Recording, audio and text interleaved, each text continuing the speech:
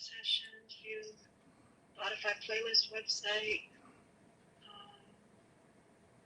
show past segments. These are all the sessions.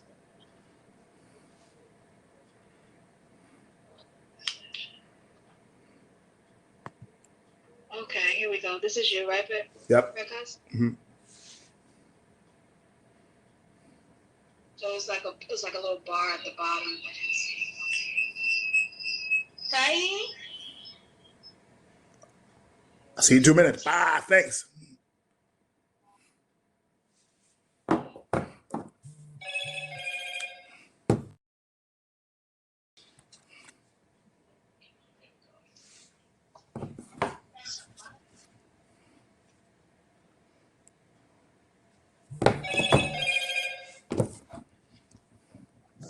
Hey, George.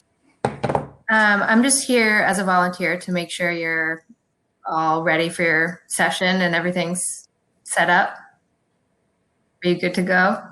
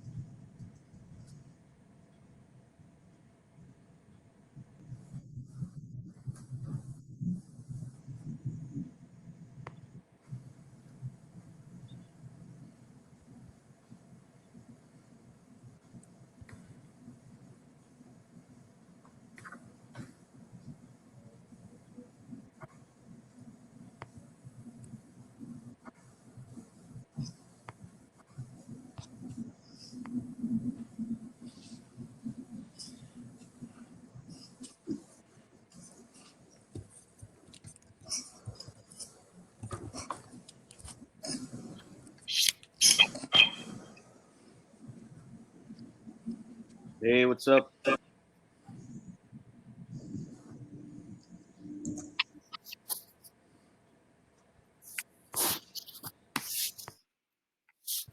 Can folks hear me? So I want to see your whole face. Can we hear everybody or no? I can hear you guys. Can you hear me? Yep, I can hear you, Ty. Oh, I can hear you, George.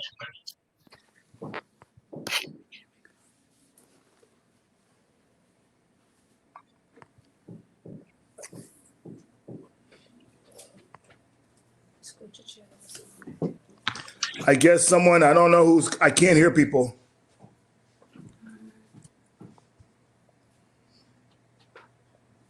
Oh. Muted. Ask him if you can hear. Can you hear me? I can hear Can you. you hear me or you can't hear me? We can hear you. I can hear you. Can you hear me? Yeah, I can hear you. I can't hear anybody.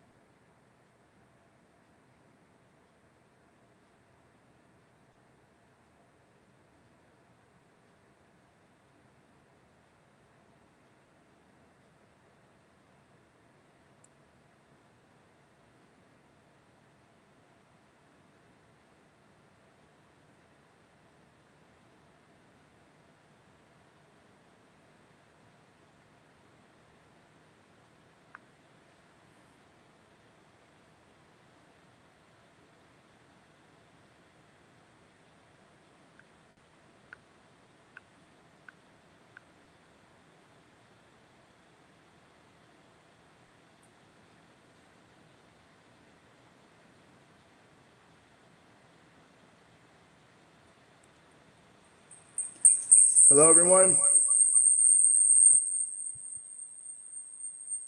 Can you hear me?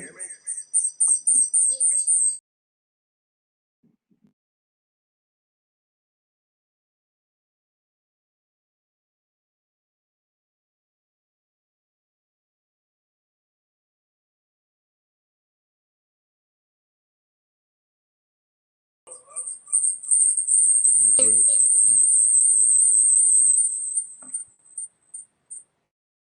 You sound like you echoed though.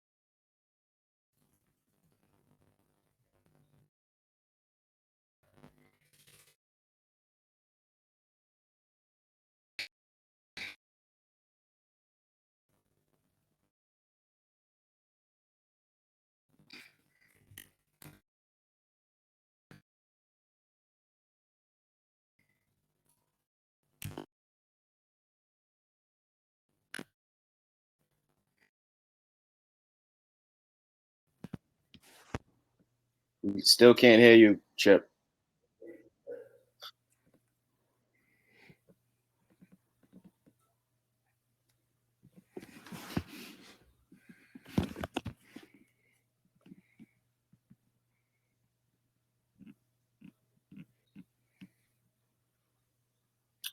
All right. Good afternoon, everybody. My name is Kasim Sabir. I'm one of the hosts for this session, Successful Techniques to Engaging Young Black Men During COVID. And what I'm going to do is I have a few slides that talks about, firstly, overall family engagement, and then I will talk about actual techniques that we're using currently. Myself as a practitioner, I'm a history teacher, and I work for Boston Public Schools. I work in the alternative ed program. So these techniques are very useful in working with this particular population of students, but can also be applied in other settings, specifically working with Black and brown young men. And so these things are near and dear to me. This type of work is what I pride myself in. I see myself not only in these young men here currently, but men throughout the world who look like me, who have nappy hair like me. And so I think it's an opportunity for folks to learn how to better understand us. So when I'm speaking about young and Black men, I'm speaking about myself as well. So bear with us. This is my first time ever using Hopin. So if we have some technical difficulties, please bear with me. I'm going to try to share my screen.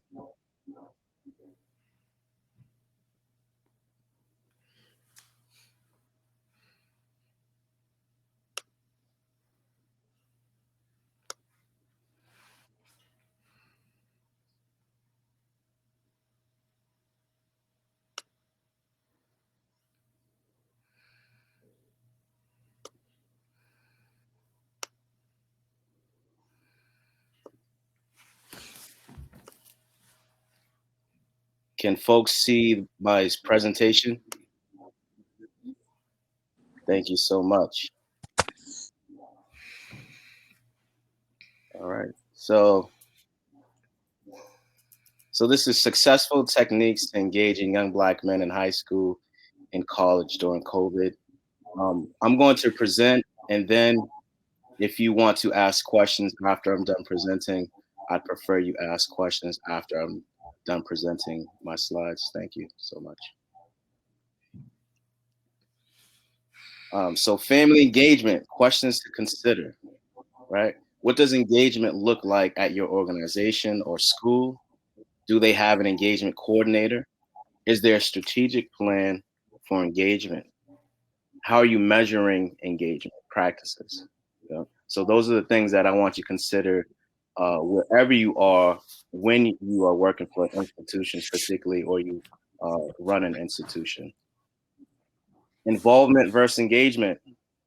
So Dr. Karen Mapp, she's one of the lead lecturers at the Harvard Graduate School of Education, where I'm currently enrolled as a first-year graduate student. She says we have gone from involvement to engagement in order to highlight the strength of the relationship that is a commitment and a shared responsibility among the stakeholders in a child's life.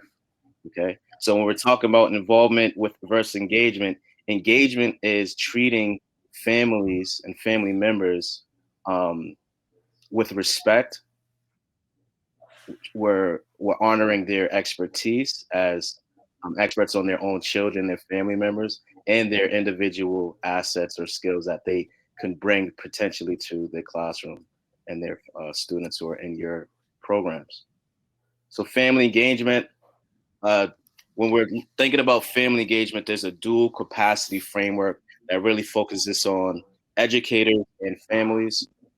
I'm not going to go into depth on the dual capacity framework, but you can go to dualcapacity.org and look at the framework yourselves. So it encompasses the challenges, essential conditions, all right, policy and program goals, and capacity outcomes. So in educators, have you been exposed to strong examples of family engagement? And on the family end, have they been exposed to strong representations of family engagement? Process and conditions are relational, built on mutual trust, and systematic, embraced by leadership across organization. And then when we're talking about programs and policy, is the capabilities and skills of both families and educators, and then capacity outcomes. All right, educators are empowered to connect to family engagement and learn and develop their own practices, and families are valued as co-creators and supporters.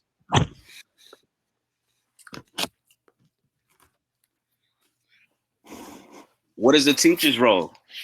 A teacher is an educator. They're going to be delivering dynamic instruction, UDL, backwards design. They're a mentor. They're an advocate. They're a role model. Sometimes they're a nurse, all right? You might be a big brother or big sister.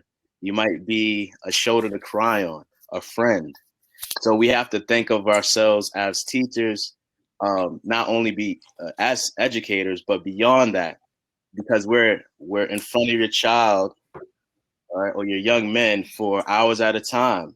You send them to our schools. You trust them with their education. So families are investing a lot, so they want to see some return, right? And that return is, what can I provide beyond just simple instruction? Authenticity. You don't want to be the fake news that the young men are talking about, right? We have a saying in a community, we say, keeping it real. That just means being honest about who you are. Okay, storytelling. Storytelling is a way, is derived from our ancestral heritage as people of the African diaspora. So that storytelling helps to build trust with the young men. And so tell stories about your upbringing. Doesn't matter where you're coming from. You could be a white woman, a black man, could be Asian. Does not matter. If you're expecting to connect with young black and brown men, you have to be some type of a storyteller. All right. Share your family story. And then be able to listen. Okay. It's easy to talk, especially I like to talk a lot, but can you listen, right? So that reflective listening, letting them know that you understand where they're coming from. Technology. All right, so this is where we're getting to the good stuff. This is how we're going to engage our young men during COVID. We're no longer in front of them. So we have to be using technology in order to gain access to increase and build engagement strategies. So text messaging, video games, FaceTime, phone calls, emails, Zoom. And this is not just me talking. There is scientific evidence to support these strategies. And so researchers have found that encompassing these technological engagement practices will directly result in better educational outcomes. And if you read these quotes here, to give you some of that data. Okay, so text messaging, you need to have your FaceTime game down, your text messaging, you need to be able to send funny memes. Okay, these are some of the strategies that when I'm reaching out to my advisees, I send funny memes. It doesn't have to be always about academics. It's building that rapport. What works? Personal connection. Again, keeping it real, being available. And as Todd told me, he said, pulling up is going to see that young man at his home or a coffee shop. Obviously, with COVID, there going to be some things around social distancing, but teachers in Massachusetts, particularly where I'm here in Boston, is we're going to be getting a vaccination soon. So that's going to increase our ability to engage with students, home visits. These are things that can help you build that connection to that young man in your classroom. Looking towards the future. What will engagement look like in the future? Okay. Will you be on Instagram? Will you be having classes on Facebook Live? Virtual field trips are already are a thing. How will that continue even when the world starts to open back up and we can move about? All right. So you can, if you're planning a field trip as an educator, you might be able to go to the physical space, and maybe you have a student with disability or has to work or couldn't make it. They could maybe attend the field trip with you virtually. So think about the future. What will it look like? TikTok's the big thing now. I'm not on TikTok, but TikTok might be some way of incorporating that technological aspect to build rapport with students, or just being simply aware of what the latest trends are, the latest dance things. These are ways of building connections. You have to have some type of shared knowledge with your young people to make them feel comfortable. And then by the time this presentation is done, there might be a new TikTok. So what is the new social media outlet that young people are going to be on that you can build a connection with the young people? All right. So I did a Facebook survey, and this was me getting some real-time data of what practices are working. Wasn't an expansive survey, it was a quick survey. 15 of my former students were surveyed, 6 responded, and these are some of their responses. They really mentioned gaming. So gaming, even if you don't own that PS5, be able to know what they're doing. How are they playing? How are they engaging? Are they online? Are they gaming? What's their gamer tag? What games are cool? All right. If you do have a video console, maybe you're playing games with them. All right. So we need to be thinking about going beyond the classroom and going into the digital world. And these are some of the ways that we can engage our young people. So technology is how we're going to be able to engage young folks. So your Zoom classrooms, your Google classrooms, now Hopin, this is something new for me. All right, Miro, Jamboard, these are some applications that you can be incorporating not only in the classroom, but ways to building connections with students. So that concludes my presentation, and I can open up the floor for some questions.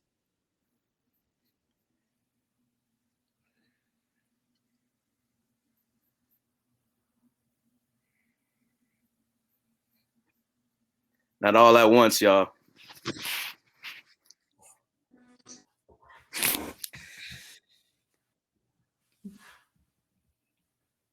I don't have a question. Do you have a comment?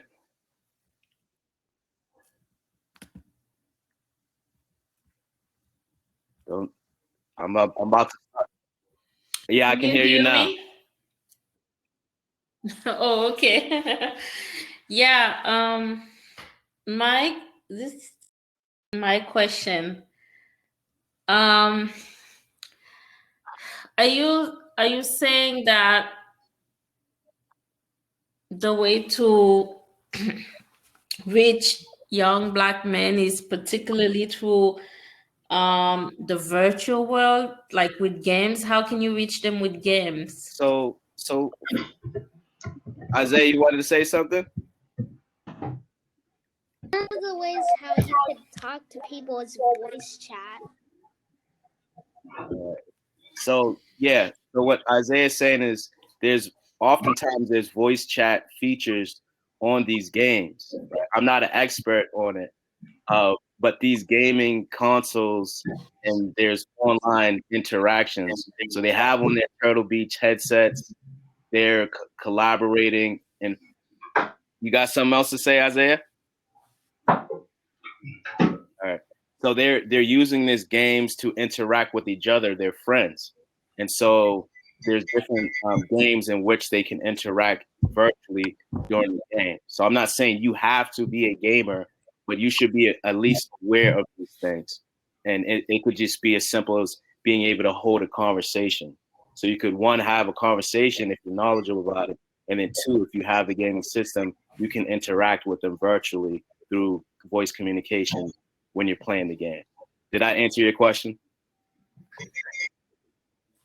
Yes, you answer my question. I Gotcha, also had another question. I'm ready to go. I don't I'm ready to do my presentation. Okay. So I need you to do the slides though. All right. So hold your question. We're gonna take more later. I was buying some time so Mr. Greenwich can get his presentation going. So thank you for your questions. Okay. I'm about to share my screen again. Yep. George, is your audio? Are you able to hear us? Yes, I can. I can hear you. I use my mother's computer. See families again, saving the day. All right. Hi, everyone. So glad to be here. I'm sorry. I had someone use my computer to do some audio stuff yesterday, and it looks like they changed the settings. So I really apologize.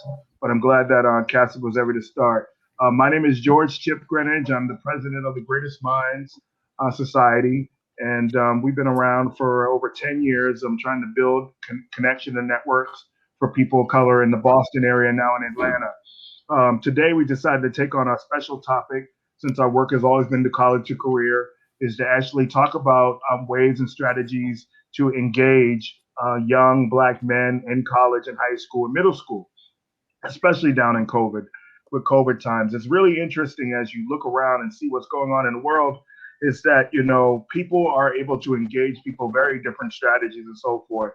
And so we also felt that there was a specialty, and really making sure that we find ways that we look at ways that we support young Black men in this, because usually historically we found that through sports, through other social connections throughout the high schools, through team playing activities and others, have been a way to be mainstay to keep young Black men in school and on track. As you're hearing the numbers, especially in high school, is that students are not participating. In high school, students are not participating. We're hearing numbers of 40% of not logging on and being engaged. And so when I was thinking about this presentation, I knew about young people that I knew, which you'll be introduced to in a few minutes.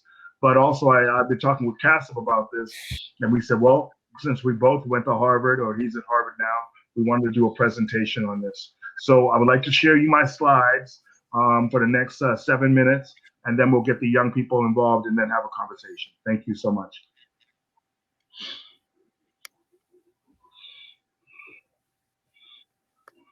Can y'all see my screen?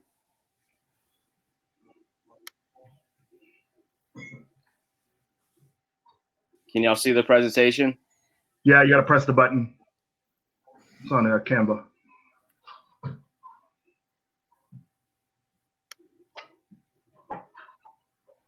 We good, George? You can see it? No, you got to press the, you didn't press the Canva link. All right, hold on 1 second.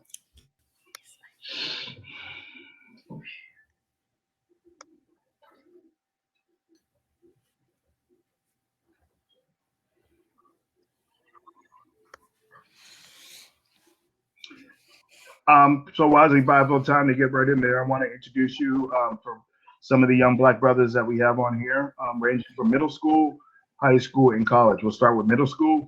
Kai Haynes, will you please tell everybody who you are, what grade you're in, and all that other stuff? Okay. My name is Kai Haynes. I am 10 years old and I am in the 4th grade. 4th grade. And just talk about one thing that has affected you during COVID with education. What do you think one thing has been? Zoom. Zoom. And what about Zoom? It glitches a lot. And and the audio cuts out a lot. Thank you so much. We'll be right in the conversation. Next, we have Ty Miller. Ty, would you like to say who you are and your background? So my name is Ty Miller. I'm from Mattapan, Massachusetts, and I'm a senior at Bridgewater State University right now. Okay.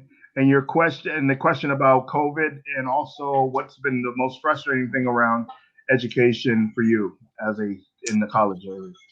Yeah, so right now, as you guys know, a lot of classes are remote, so the environment change has been kind of tough for me.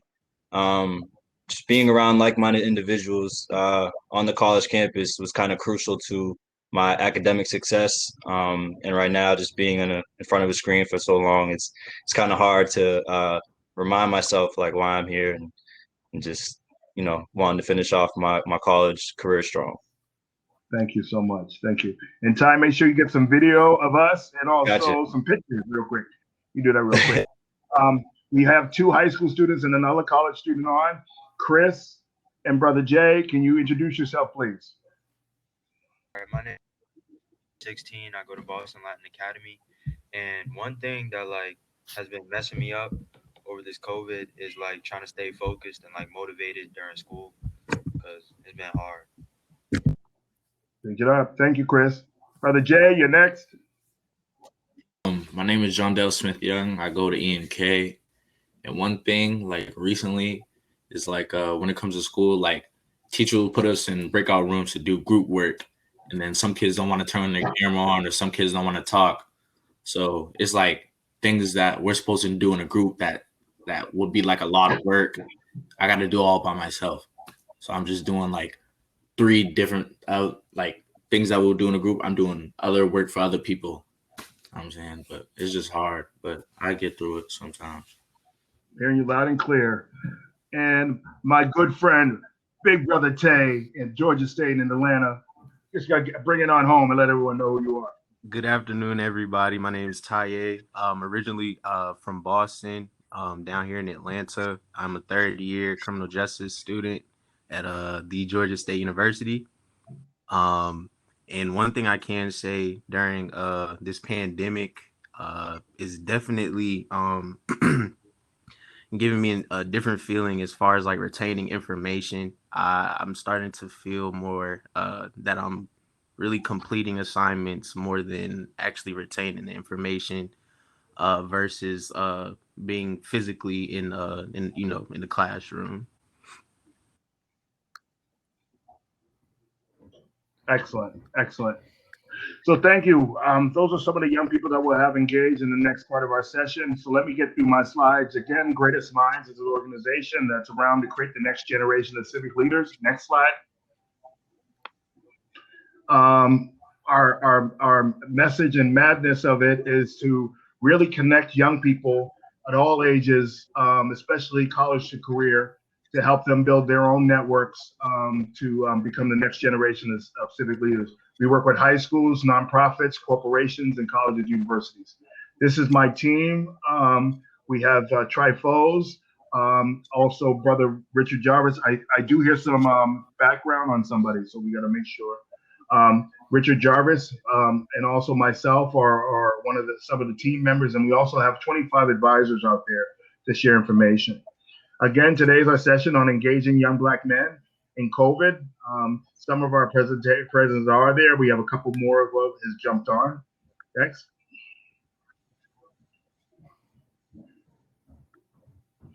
Okay, engaging young Black men in COVID. This was our strategy of the timing.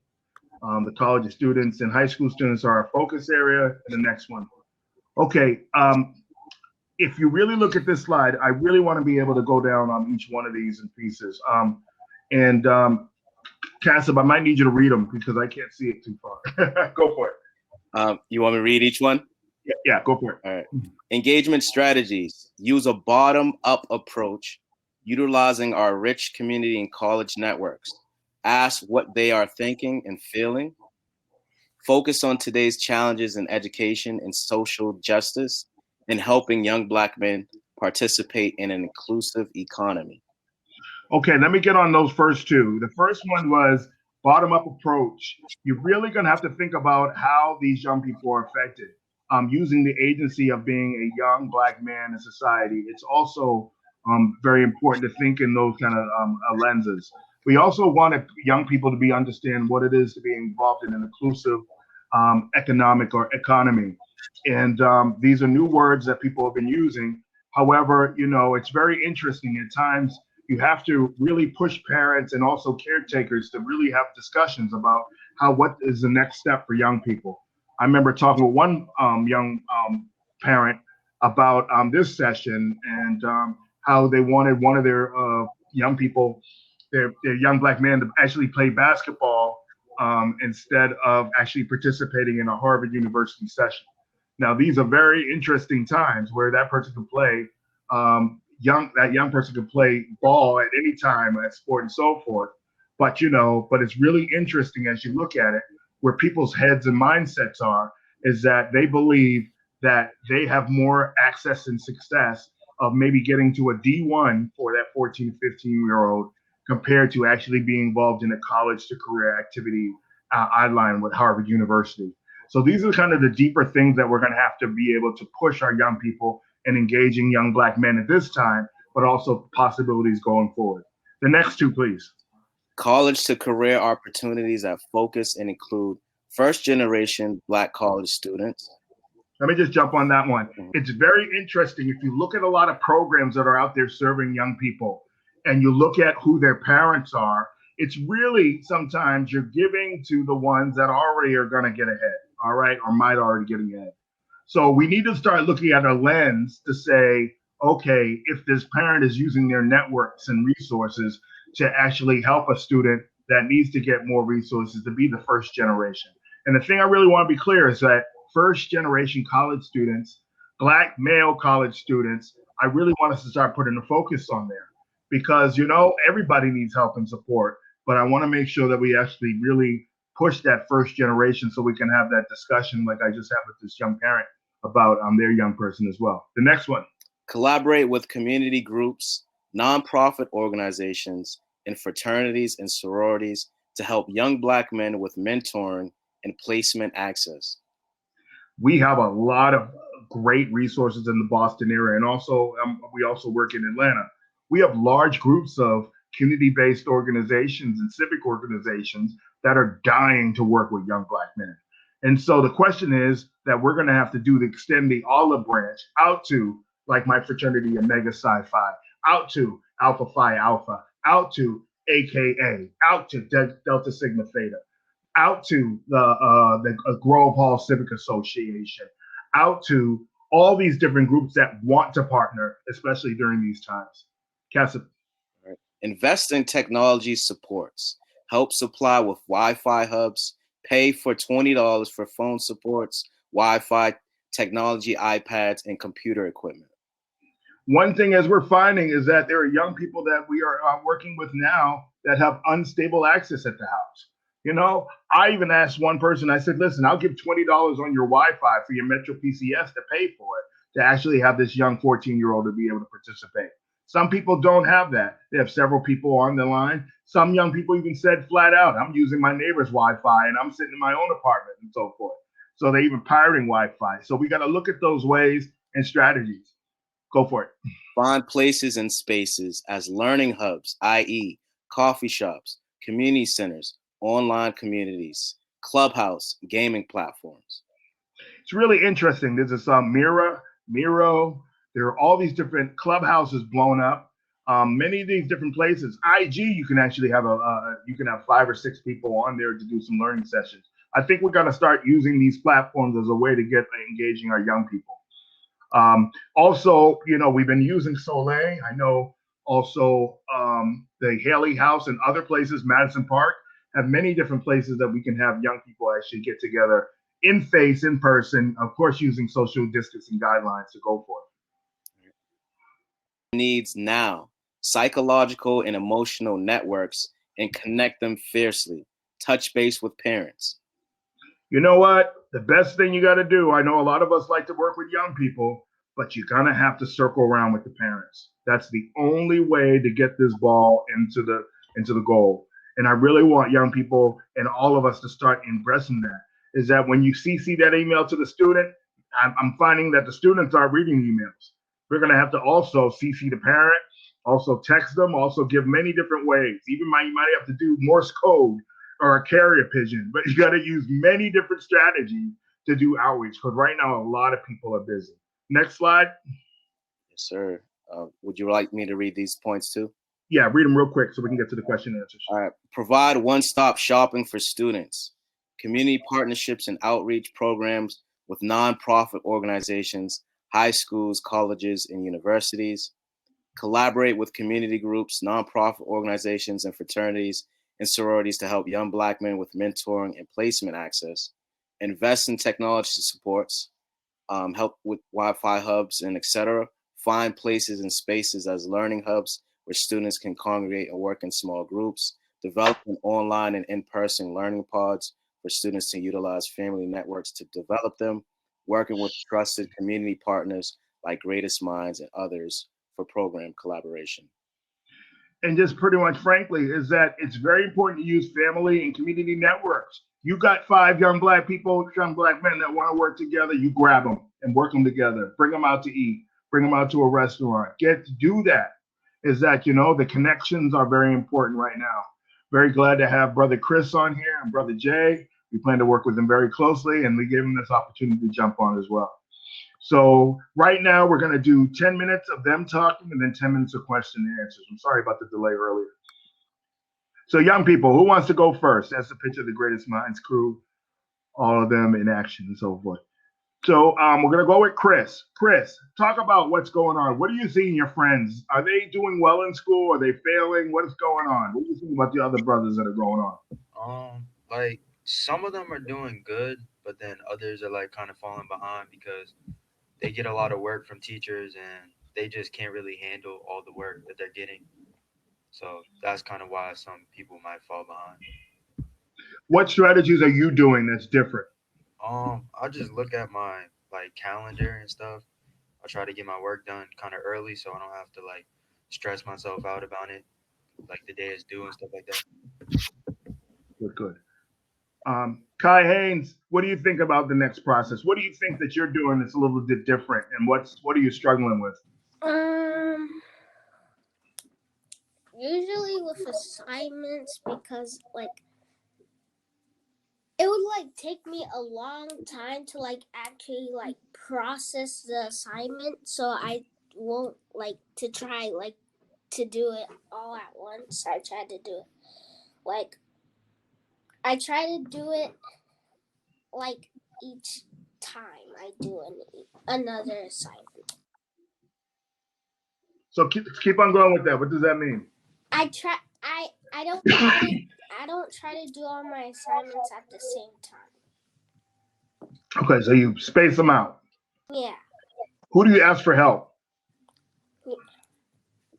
Usually my sister. You have a twin sister. That's been good. That's great. That's excellent. It's good to have that tag team in there. Brother Day, John Dell, tell me what's going on with you, man. You have a lot of stuff. I think you do a lot of things that are going on there.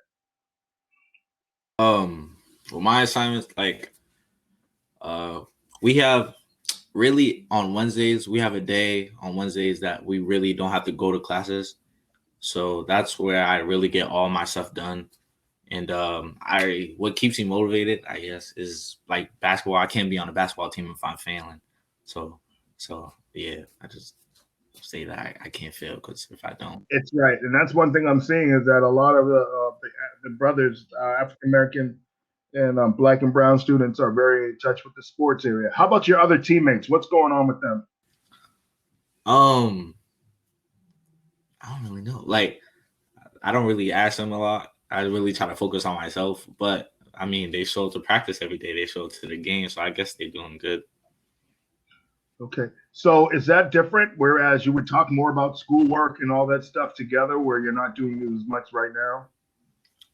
The only time I really see them at practice and everything. So that's when I really like talk to them and stuff. And, you know, we're just really talking about like normal stuff or like a game. We seen NBA playing last night, who won, who this, or where I'm saying we're doing just regular stuff. We don't really try to talk about school, even with my other friends, because like that's not what we try to do. That's not like a conversation that really comes up.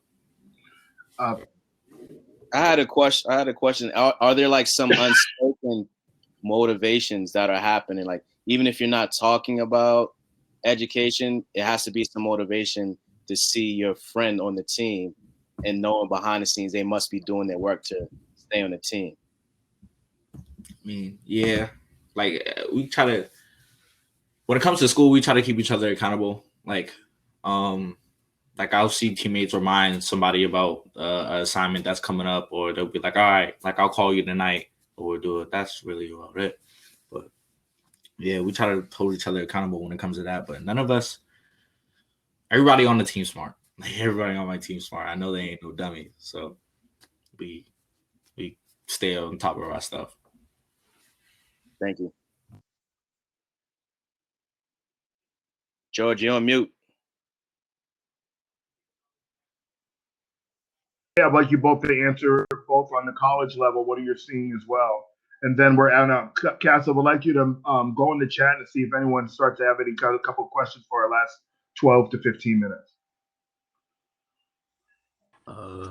Is Brother Miller still here? Go ahead. You go first, Tate. So, well, as far as me on the college scene, so I was commuting, and that's totally different as far as living on campus.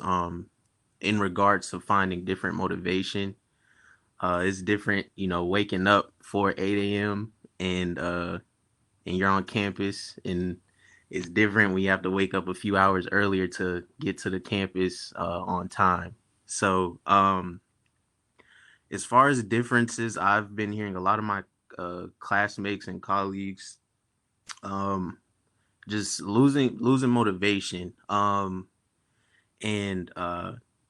you know, it's hard. trying to be that light for my friends as well. And I'm still trying to find my way, just trying to navigate this pandemic.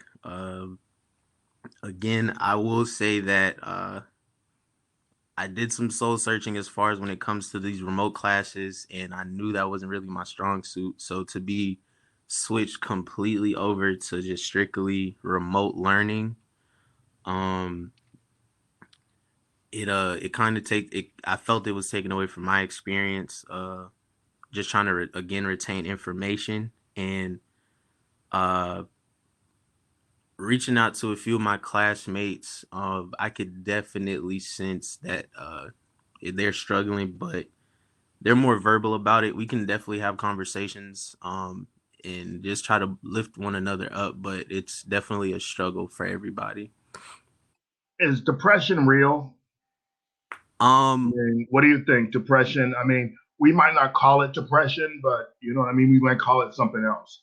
But, not being motivated, these are kind of skills. And, we find out that a lot of Black kids, i.e., Black people, are not diagnosed with that because of just the thing, like just being, what do you think, Tay?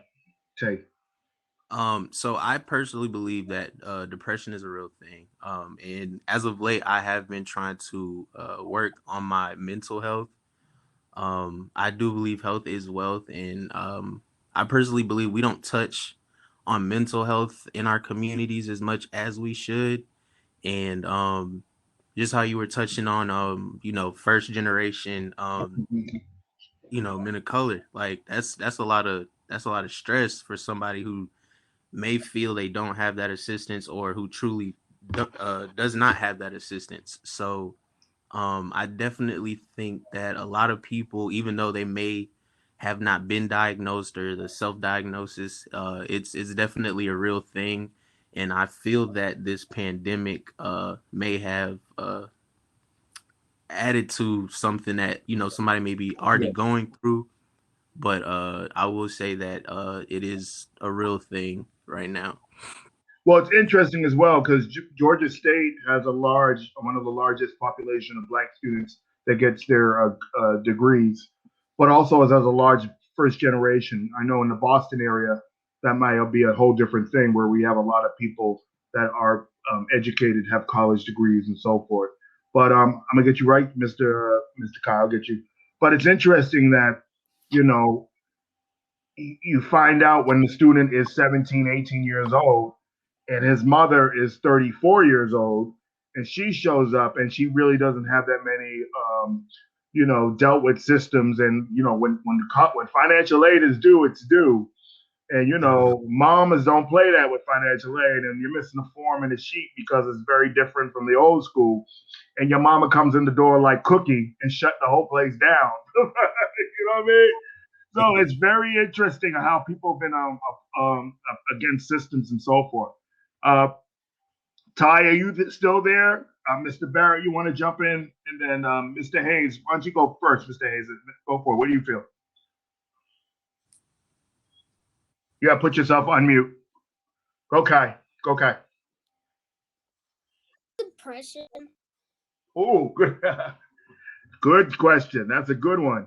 Depression is when you're like feeling like you kind of feel good a lot of times, and then you don't feel good a while. It's not just one day or 2 days. It's not the blues. It's just you're feeling kind of sad all the time, like all the time. Yeah. And you're not able to get out of bed. Sometimes you might be able to do your work or something like that. Good question. Mr. Barrett?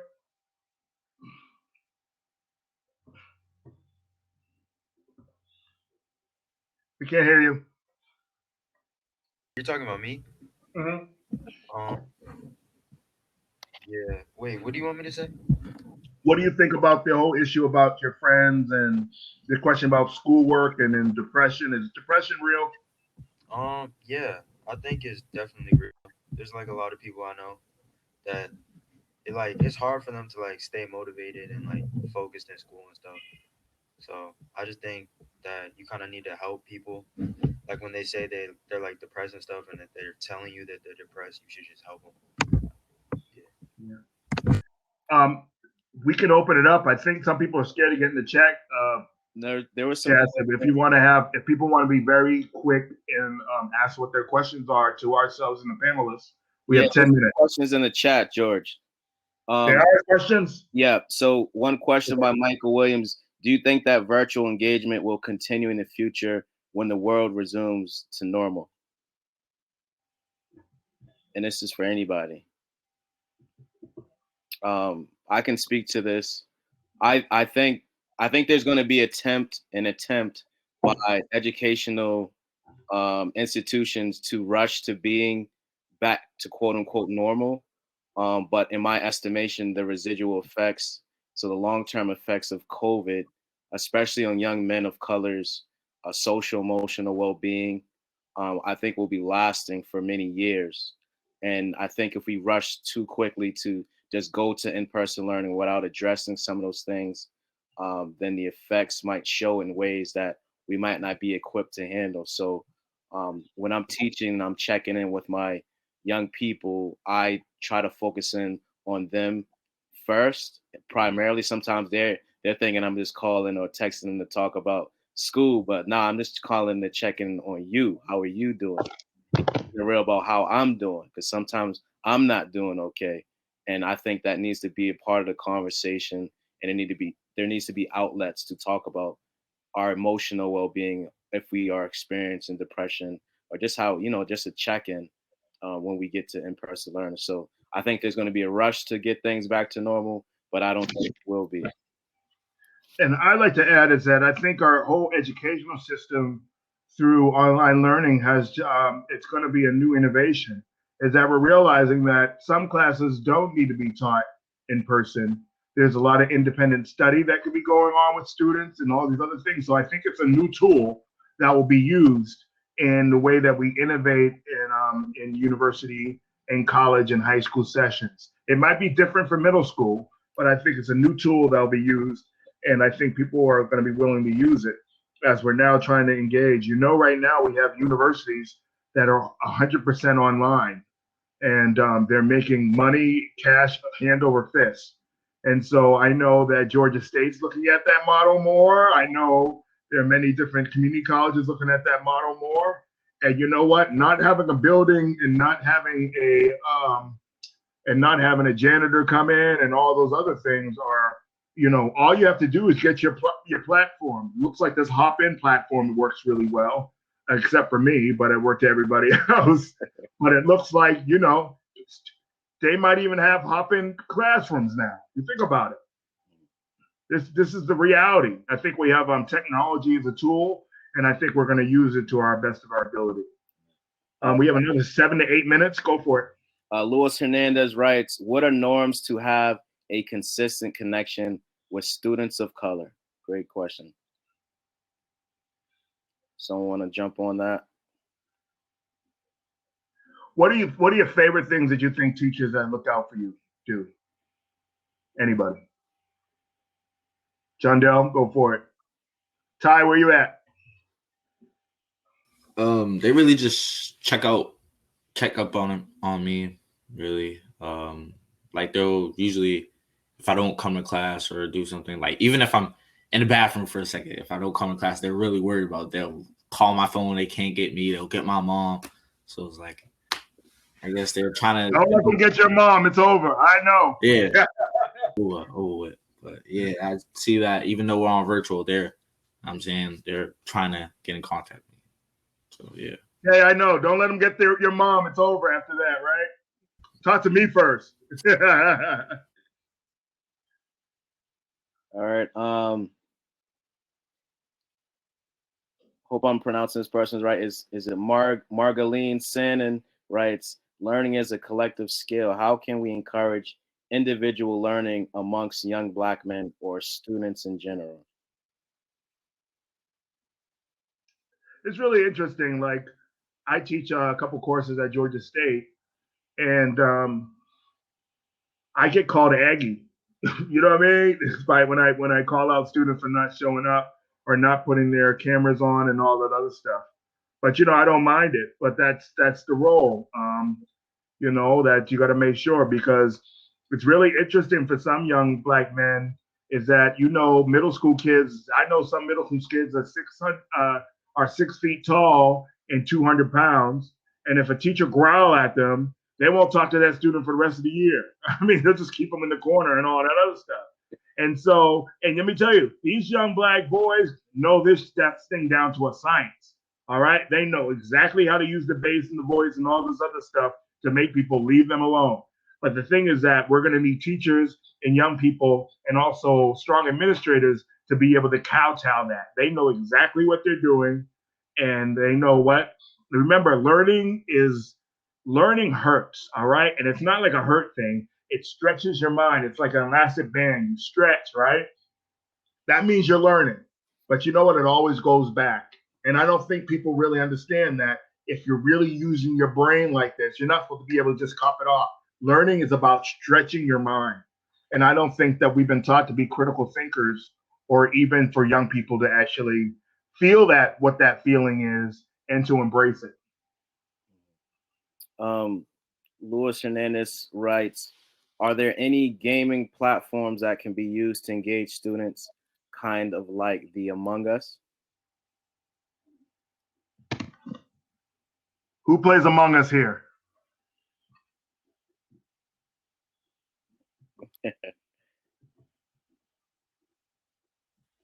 That's a good question. I've played Among Us. I'm not too sure if there's other games like such as Among Us that could be used on that type of platform, but Among Us is you have to finish tasks, or if you're supposed to basically get everybody, you gotta be, quick, swift, gotta be smart, and they have chat rooms as well on the game too. So that that could be another way that a teacher or mentor of some sort can communicate with the students to get in touch with them on that platform.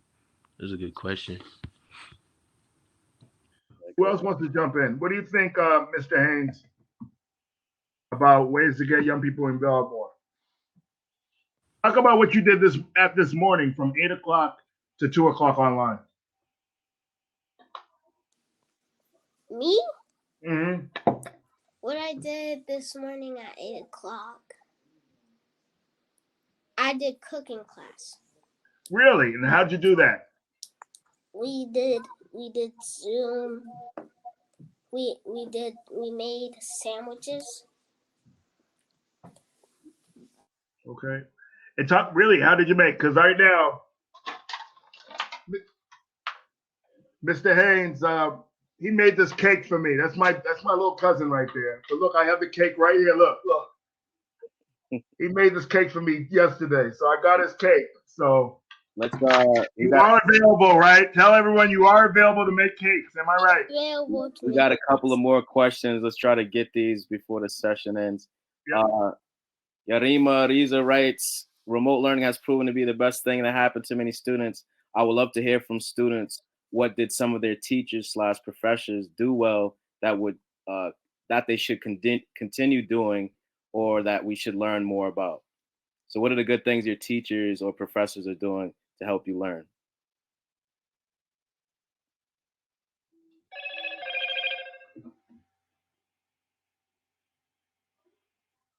They just keep the classes like entertaining and stuff. Like they might put like a game in the class or something to make us like actually want to like learn and stuff. So it is. Go ahead.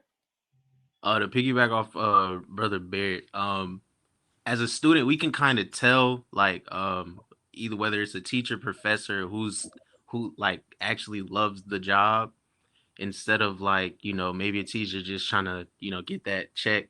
So we know like, okay, this teacher is actually trying to keep us entertained to make sure that like not only I'm like retaining this information and like I can take it outside the class and I already know how to apply it, and it's the consistency as well. Not just when they're having a good day, they try to keep the class entertained. We like the consistency as well. because at the end of the day, like I paid for the class, like I do want to retain the information. So if you keep me entertained, like I'm gonna make sure that I tune those Zoom classes, every day if I have to. But again, like it's easy to see those professors that take the time to make sure that we're actually getting what they're trying to give us, and make sure that not only they're having a good time doing it, make sure we're having a good time retaining information as well.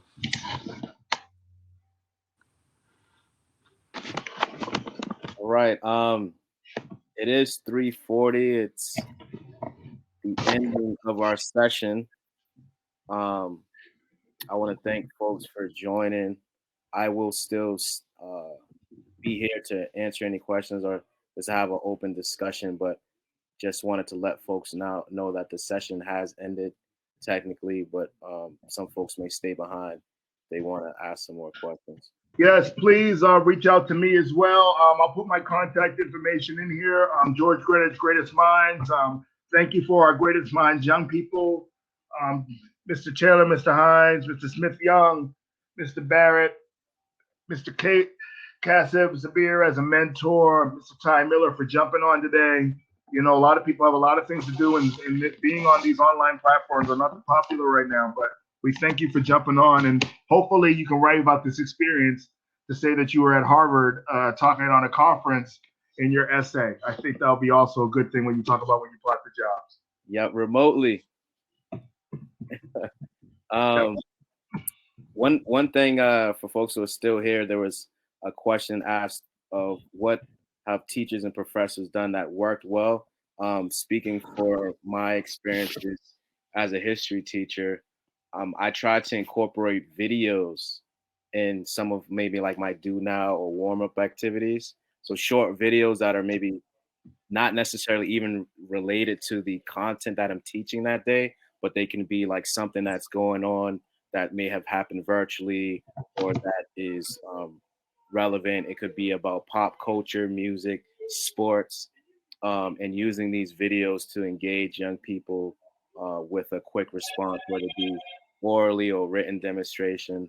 I try to use videos a lot and keep the videos short. That's one piece of feedback that I've gotten from my students is when the videos are too long, it starts to get boring and they'll tune out. So keep these videos, I'd say 5 minutes or less. And these are ways to engage students with content material or just in general. Mr. Miller, would you like to get any closing remarks as a Greatest Minds intern and also as a college student senior? Yeah, no, I think Brother Kasib and Taye spoke on it. I think one of the biggest things is just being authentic during whether it's in person or online. I think offering, just being available for your students and just being willing to help no matter what, I think will get us through these times. So, like I said, being authentic and just, doing things beyond the classroom to help keep students engaged and keep on wanting to come to school and learn the material. So sounds good. And I'm going to make sure from Mr. Haynes, I'd like you to close it out as the youngest member in this group. We had over 60, 70 people in here, up and out. We'd love you to close out with the last words. What do you think as the next generation? What do you think about today's session and what just in general? Did it help inspire you or think about anything? Go for it. I think it was good. It was good. I liked it. All right. Are you hoping to go to college and go to high school and everything? I'm not too sure. Don't worry. We're going to work on you. Welcome to the family. All right. You're going to go. All right. Your mama ain't having it. All right. Kassib, thank you so much for being a co-presenter, man. So glad. And hopefully we can get this video. It's recording somewhere. I don't know where. Yeah, we got to figure out how we retain and capture it. Yeah, so I don't know where. But thank you as well, Chip. You've been a great mentor to me, encouraged me, helped me get into Harvard, which has been a blessing. And for all your work that you're doing for not only myself, but all the young men who are here presently and the young men and women that you've helped throughout, Boston and Georgia and throughout the world. So appreciate you for being the host of this and bringing me on and challenging me to get me out of my comfort zone as well. Hey, that's good. There's a comfort zone, right, Ty? I gotta get up for the Ty. Is that Ty got a lot of 2 people couldn't make it, so Ty got a lot of people on today. So Ty, thanks for waking up early this morning and getting everybody on. So we gotta, these are all new skills that we all learn. Sure. So we can just For talk sure. out. Anything to help out. We'll stay on for another 10 minutes. I guess it's just all of us at the end. It's like 10 of us left. So.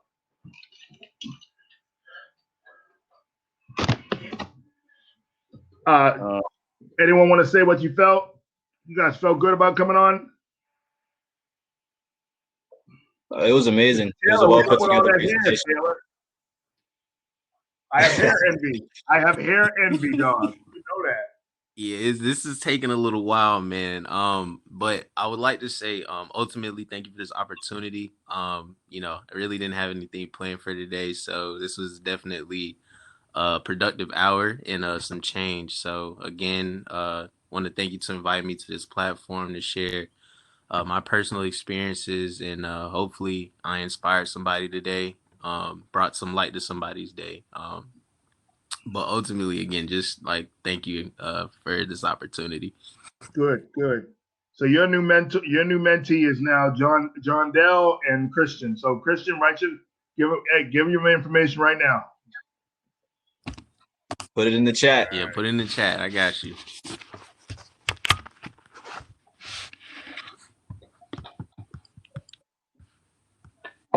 John Dell, how old are you now? Yeah. And all right, and Christian? Oh my God, you guys remember Tay and Ty? You guys remember you were 16, 17? I do. Yeah, I do. It was fun times.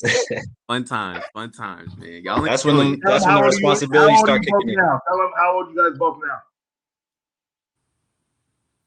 Well, you go. You can go first. I was waiting on you. I'm 21 now. Yeah, I'm 23. So definitely enjoy those years while you have them. Sure. Cass's now old man. I remember Cass was like 22 on the team, 21 on the team. Yeah, I'm 35 now. I know I don't. Lord. 35 is a new 20, man. You're still young. Oh yeah, there you go. Young. There you go. Okay, it is. God, added another year to my life. Oh, we like adding years to people's lives. That's good in the Black world. Exactly. And John Dell, you know what I mean? We're gonna work on that beard, bro. All right, that beard. You know what I mean? You gotta. It just takes time. You need it to connect for real. Don't worry, it's coming. Right. Keep shaving. You gotta throw some juices and berries in there. I'm gonna get it together. I'm gonna get it together. You know what I'm saying? I really started. You know what I'm saying at 16, I had this. You know what I'm saying they started connecting at the barbershop, so that's how you know it's really there. When they Let them know. You know what I'm saying? I'm getting there. One more year. And Ty, what size? Yeah, Chip. I ended up getting kicked off. I know, Ty. What size T-shirt are you on? Yeah, Tay. Me? Tay. Oh, Ty, I'm a large. Okay. Are you a medium or a large? Because you know y'all be changing the back in the day. I don't know. I actually lost a little bit of weight, so I can fit a medium now. Oh God. Let me tell you, when Cassie was growing up, right? All them little guys that were mediums and large took all the 3Xs because the big clothes scene was in. You guys remember the TVs with the white tees? Everyone had a white tee. Remember those days? Yeah. It was. I was really rocking a 3X. I'm really a large. Can you believe it? So us big 3X dudes, we didn't have no gear. You could get fresh in the white shirt and some Air Forces.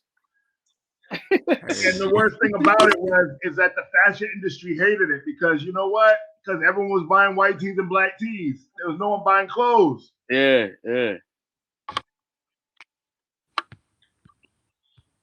Good job. We're ready to go, right? Yeah, we're ready to go. All right, gentlemen, brothers, peace. Thank you all. Yeah, appreciate you guys. Appreciate it.